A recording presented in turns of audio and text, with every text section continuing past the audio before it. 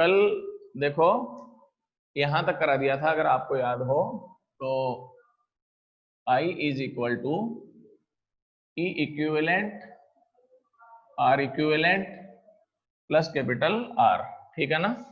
समांतर क्रम संयोजन पढ़ रहे थे अपन, और इसमें तुल्य विद्युत वाहक बल का मान है E equivalent E1R2 plus E2R1 upon R1 plus R2, और R इक्विवेलेंट का मान आया था R1 R2 upon R1 plus R2। Clear, कोई दिक्कत नहीं है। सेल समान होने पर, मान लो कि दो सेल हैं और दोनों समान हैं, सेल समान होंगे तो क्या आएगा, E1 बराबर E2 बराबर E, R1 बराबर R2 बराबर R हो जाएगा अपने पास, ठीक है। तो अब अपने पास इन दोनों में ये मान रख लो, एक बार मान रखोगे तो देखो E equivalent is equal to ER plus ER upon R plus R। आप इसको सोल्व करेंगे ये 2ER अपॉन 2R, और तुल्य विद्युत वाहक बल का मान हो जाएगा E के बराबर। देखो भाई, मैं तुम लोगों को एक रिजल्ट बता देता हूं। श्रेणी क्रम में अगर दो सेल हैं तो तुल्य विद्युत वाहक बल कितना आएगा, 2E के बराबर आएगा। n सेल हैं तो NE के बराबर आएगा। लेकिन आप समांतर क्रम में देख रहे हैं कि दो सेलों के लिए भी तुल्य विद्युत वाहक बल का मान 2E प्राप्त नहीं होकर कितना प्राप्त हो रहा है, E ही प्राप्त हो रहा है। उसका कारण यह है कि समांतर क्रम में सभी सेलों पर विभवांतर का मान समान हो जाता है, क्योंकि समांतर क्रम का नियम यही रहता है, विभव का मान समान होता है, धारा का मान अलग अलग हो जाता है। तो कोई दिक्कत नहीं है अपने पास। इसलिए अगर समांतर क्रम में अपन चाहे जितने सेल लगा दो, कोई फर्क नहीं पड़ेगा, अपने पास तुल्य विद्युत वाहक बल का मान उसी सेल के समान प्राप्त हो जाता है। क्लियर, आगे अपन चलें। R इक्विवेलेंट का मान कितना होगा, RR upon R plus R। तो R इक्विवेलेंट हो गया भाई R/2 के बराबर हो गया, ठीक है। तो यही चीज अगर अपन चलें इसके लिए, n सेल होने पर, n सेलों के लिए क्या होगा, E इक्विवेलेंट तो E के ही बराबर हो जाएगा, और R इक्विवेलेंट जो है वो R/n के बराबर हो जाएगा। क्लियर, ये R/n, ये देखो दो सेलों के लिए 2 आ रहा है, इसके लिए n आ गया। ये दोनों मान जो है ना अपने पास इस समीकरण में रखो भाई, फर्स्ट वाले में देखो एक बार। जब ये मान आप रखेंगे तो मान रखेंगे तो क्या आएगा, देखो I is equal to E upon R upon n plus capital R हो जाएगा। सोल्व करेंगे तो इसका मान आएगा NE upon R plus NR आता है। श्रेणी क्रम में अगर आप देखेंगे तो रिजल्ट देखो क्या आया था, NE upon n into small r आया था प्लस कैपिटल R आया था। तो दोनों में डिफरेंस समझ में आ गया।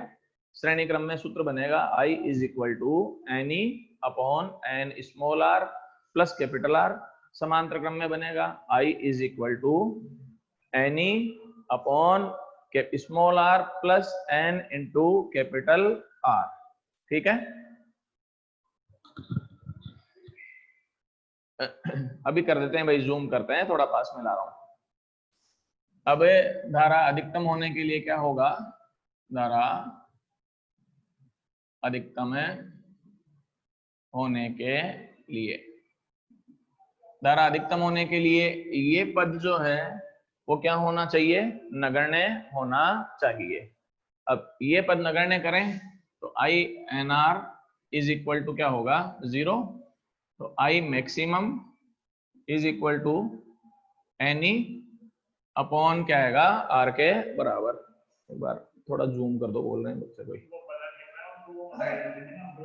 अच्छा, तो इसका मान आ गया, अधिकतम धारा का मान NE अपॉन R के बराबर हो जाता है। अब इसी में एक एग्जाम्पल बता देता हूं मैं, किताब का ही एग्जाम्पल है। यह है कि कोई सेल है, आदर्श सेल है भाई, है ना। तो बैटरी हो गई।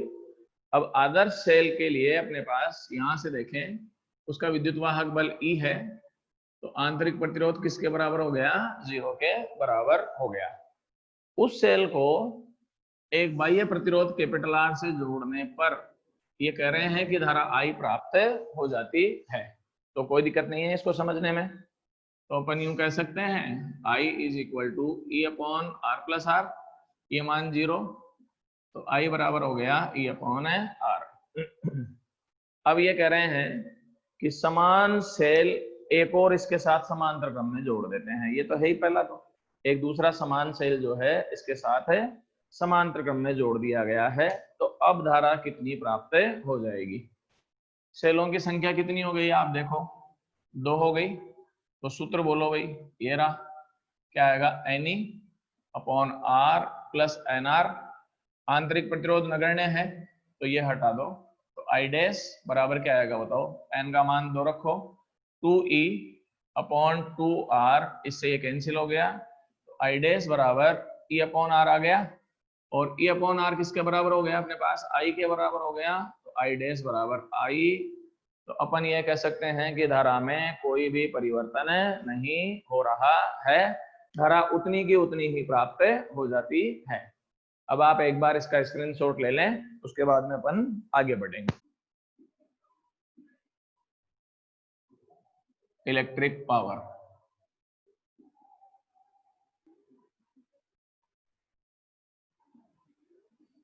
ये टॉपिक आपने 10th में भी पढ़ रखा है, ठीक है।